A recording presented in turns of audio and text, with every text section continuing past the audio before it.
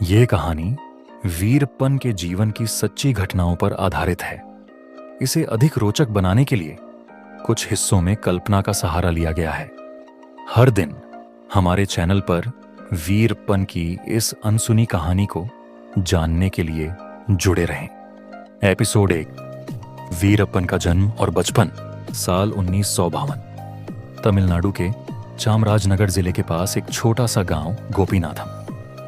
चारों ओर हरियाली और दूर दूर तक फैले घने जंगल। इसी जंगल के किनारे बसा ये गांव इतना छोटा था कि लोग इसे मुश्किल से ही जानते थे। यहाँ के लोग जंगल पर निर्भर थे। लकड़ी काटना, जानवरों का शिकार करना और औषधीय पौधों को बेचकर अपनी जिंदगी गुजारते थे।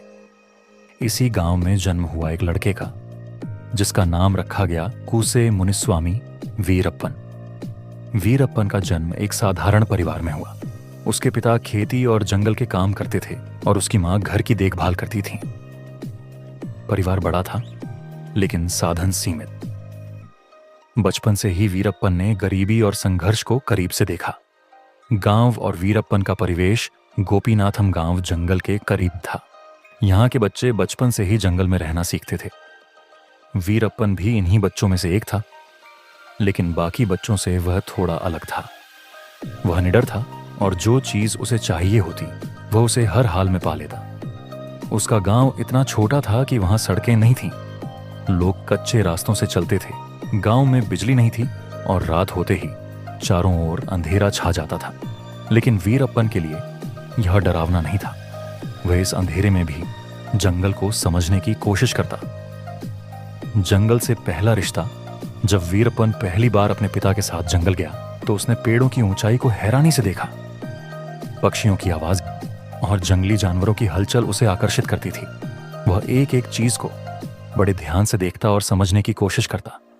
उसके पिता ने उसे समझाया, जंगल हमें सब कुछ देता है, लकड़ी, शिकार और जड़ी बूटियां, लेकिन ये सब जंगल के नियमों के साथ ही लेना चाहिए।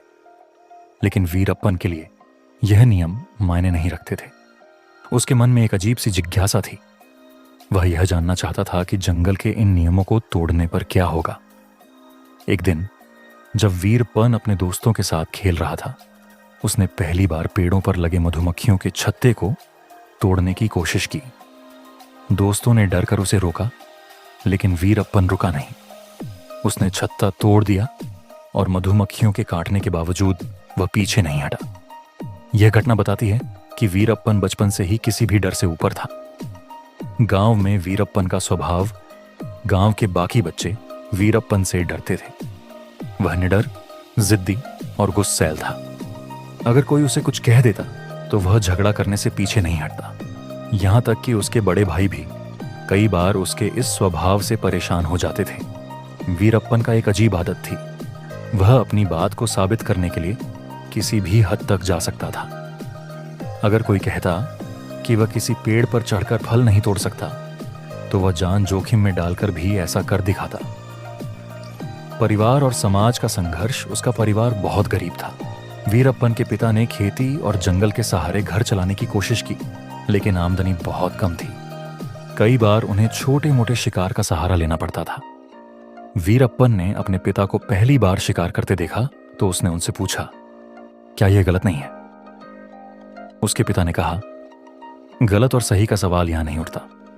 भूख लगने पर यह जरूरी हो जाता है।